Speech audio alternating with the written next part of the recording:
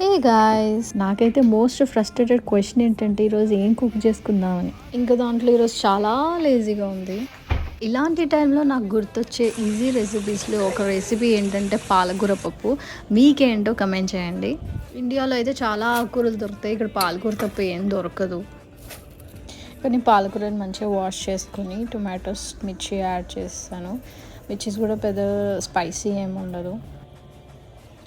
ఏదో వాళ్ళ నేమ్స్కి ఒక 4 యాడ్ చేశాను. చింతపండు కొంచెం వేసుకున్నాను. ఇంకా కుక్కర్ విజిల్ పెట్టేసా. నాకు పోపులోకి ఆనియన్ యాడ్ చేసుకోవడం ఇష్టం. ఇలా కుక్కర్లో ఉడకబెట్టడం కంటే అలా ఫ్రై అయిన ఆనియన్ టేస్ట్ ఎన్హాన్స్ చేస్తుంది అనిపిస్తుంది ఆ పప్పుకి. టడా, స్మెల్ అయితే అద్దరిపోయింది. ఈ పప్పు ఎంత బాగున్నా మూడో ముద్దకి ఏదైనా ఫ్రై ఉంటే బాగుంటుంది అనిపిస్తుంది. సో నేను ముందుగానే మ్యారినేట్ చేసి పెట్టుకున్న ఫిష్ అవెన్లో పెట్టేశాను.